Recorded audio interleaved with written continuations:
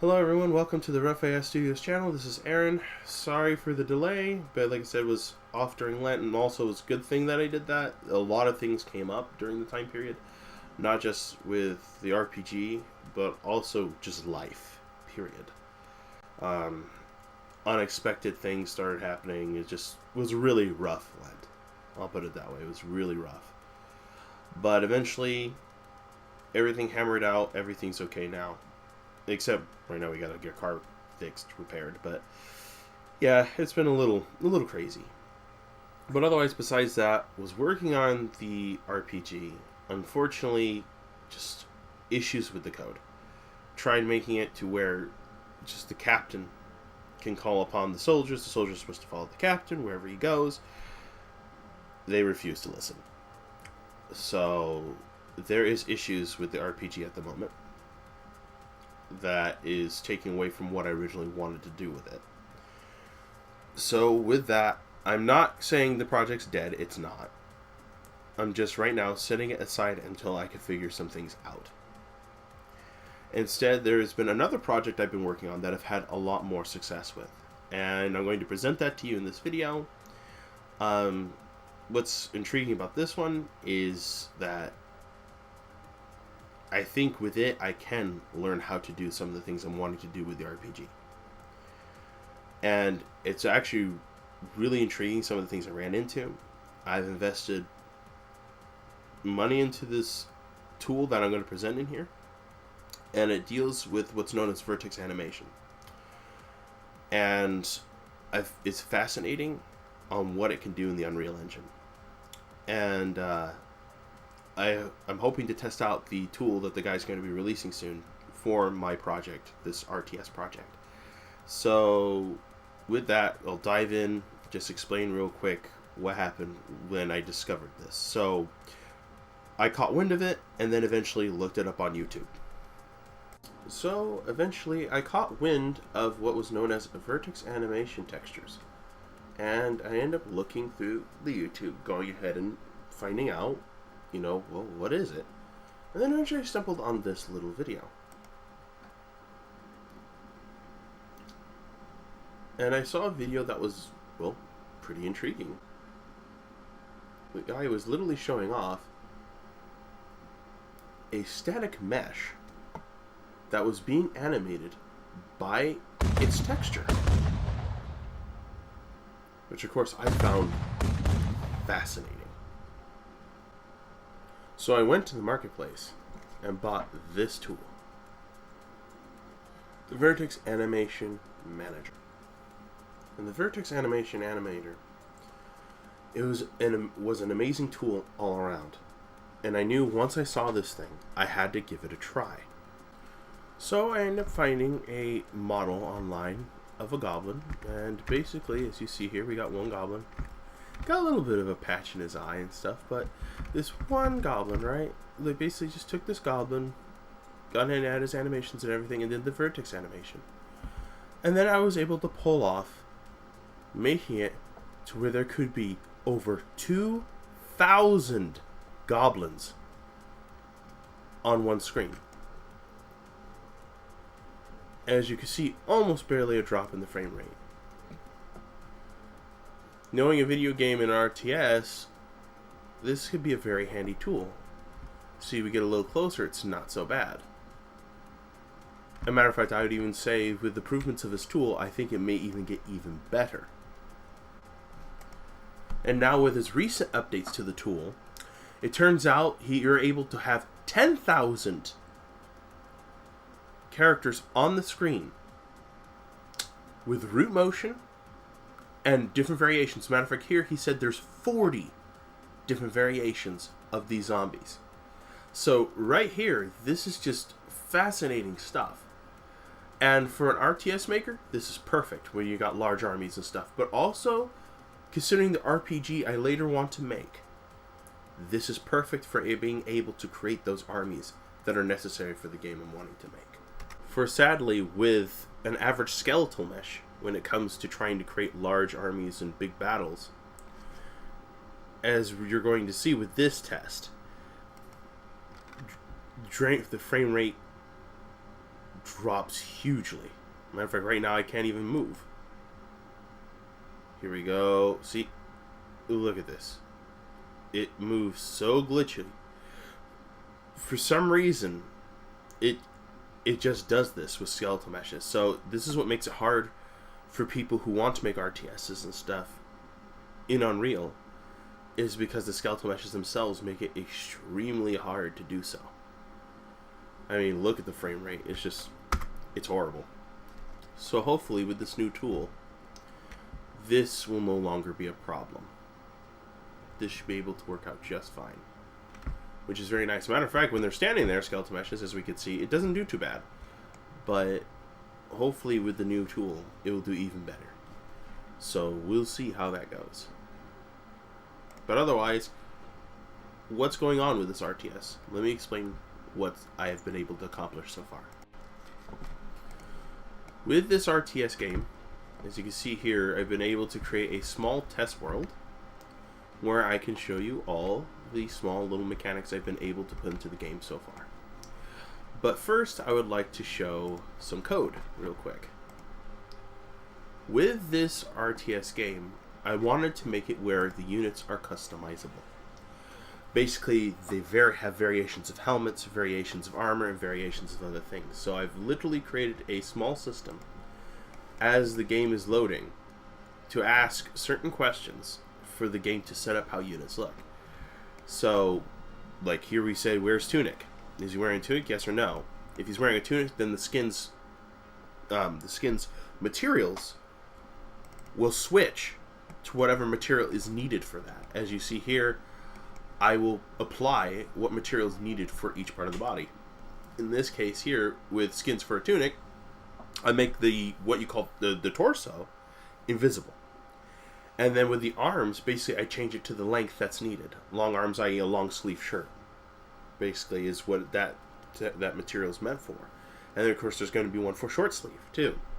So that way the units actually look like they need to. As a matter of fact, I gotta change this term from tunic to long tunic, because there's short tunics as well. And eventually spawning in the armor, helmets, leggings, all sorts of stuff. Basically, this is able to create the character in a nutshell. Also, while working on this, I was also able to go ahead and make, give me a moment here, a data table for like the helmets and the armor. Taking a simple structure with very basic,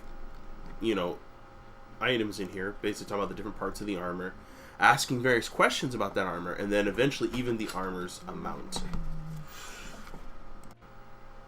Sorry, little brother walked in. But anyway, it's okay. Let's see here. Alright. But otherwise, yeah, that's basically what I've set up. And so now I'll go ahead and show you guys a simple test run of the RTS and what's been established. Okay. Inside the game, and yes, it is right now multiplayer. That's kind of the goal, is to make this game a multiplayer game. Oh, come on, shaders. The shaders take forever. So I'll give it a minute to load here. Oh, come on. There we go. Alright, I think we're almost there. Come on. There we go. Sorry about that. My little brother got ahead and walked in. But it's fine. But otherwise, yeah. This is basically the core game here that I've developed. Like right now I got this little building here where we have some workers wandering about. This is supposed to be the keep, but it's going to be changed over time. And even the way they function is going to be changed over time. But otherwise, this is a very basic thing. You have a basic unit that's basically the foundational unit that's going to be known in this game as an architect. This is something that is part of my game that I'm going in and doing, where he is the one you get to build buildings. So as you see here, it's going to take a minute. Shaders are going to load. All these shaders. It slows everything down. But it'll be okay. Give it a minute here. And then eventually with it, this is the basic building for dropping off resources, stockpile. You can rotate the building, set it down, and then eventually you have the building set up. And then of course, once again, I could do another one. Set it up here, rotate it. Boom, there we go. Just have fun with it here. as you said, this is all very early stuff, so don't freak out about the way everything looks. So we have the buildings here, and then we have 4 workers available. Okay, so these are temporary. All these are temporary. Eventually, you click on the building, and that actually, the worker will go ahead and assign themselves to that building. And then they will work on whatever resources are nearby. As you see, we have resources as well. Right now, there's only 2, but there is more resources than that in the game. I got to create the actual resource nodes for those to actually be made. As you see, each one has their individual animations, which all this code will have to be updated when I use the vertex animation textures. So eventually you got all them going on, and then eventually we have some test soldiers here with, like, all this, like I said, is not final. So, oh, come on now. I'll zoom out here. Wearing some Lamlar armor I made, and then we got a little Roman helmet on this guy. Matter of fact, I probably will show that here in a minute, the actual armor they're supposed to be wearing, and show you that there's variation among the units. As you could even see here with the shields, there's some variations. Even if I was to get closer to the soldiers, they should all be different skins.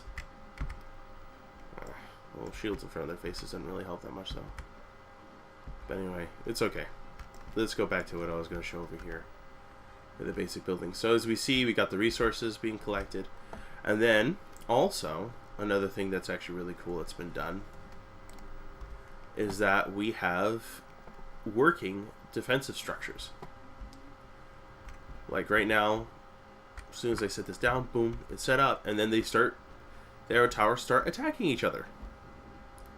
Boy, frame rate dropped on that one. There we go. Now it's picking up again. You can see the little arrows flying back and forth between each other until one of the towers gets destroyed. There we go. Eventually, voila, there you go. It's very simple right now. Hopefully in the future I can add a lot more stuff. And then eventually, as you could even see here, with this soldier here, this is an earlier test one, he's got a spear, and his animations will be based on the fact he carries the spear. The soldier here, he carries an axe, so his animations will be based on the fact that he's carrying a one-handed weapon. And even the attack animations would be updated, which I will show off here as soon as I go ahead and show you the update with the armor. So as you can see, we have a working building system for now, a very, very basic building system, along with a basic resource collection system. So now let me go ahead and show you the variation a little more. Alright, so you can see here, it looks like there's a fight going on. Oh boy.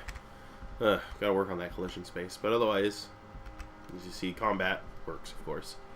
There is a combat system, and it's based on a randomizer. Basically allowing units to basically have a percentage of attack, defense, and everything else. As you see here, the red basically is damage being done to the unit, as the purple is damage being done to the shield. Because shields actually play a role in this game, and actually help in defending the unit. So, but right now, as you see, we got some soldiers here, and they do variate. As you can see, this one is wearing a full-face chainmail mask, along with having a purple strap around his chest with the 2 medallions on it. And then over here we have a soldier who has no medallions and a white one, and a full open face with a different helmet. And this is kind of the goal, is to try to create variation among the units to where they're not all the same. They actually look different. Totally inspired by Total War and its system now. And eventually we got these soldiers here. I'm going to send one of them in for combat. As I was saying, basically the animations will be based on whatever weapon they wield. In this case, they're wielding axes, so the animation is based on that. And also, the animations are different, like with a heavy attack. Like these are light attack. That was a heavy, where he did the shield bash. So, yeah, all this is within the code to make the units more alive and more impactful. So it's like, that's kind of what I'm wanting to aim for. But of course, with the vertex animations, which I'm going to be doing, all this will have to be updated to fit that code. But otherwise, this is what I've done with my RTS so far. And I hope to continue working on this project and see where it goes. So like with the RPG, like I said earlier, it's not done. It's not, oh, I'm putting it on a shelf. I'm just, well, I would say this. I'm setting it aside for now to work on this project because I've had a lot more successes with this than with it at the moment. But however, I hope to update everything to work as I intend with this one. That way I can make everything work with the other one. So hopefully in a bit you should be hearing some more updates from me and stuff about this project here. This one I'm going to go forward with it, give you updates as I go along. It probably will be more like every month instead of every like week or 2 weeks, because just like I was explaining earlier, time has just been really strapped. It's been a little stressful lately due to all the various unforeseen events and stuff like that. So hopefully in time I can have a working project and actually be able to present it to you all and even have a demo ready. So, you know, hey, thank you for checking out this video. I hope to go ahead and let you all know what's going on soon, and you all have a great day. God bless. And Christ is risen.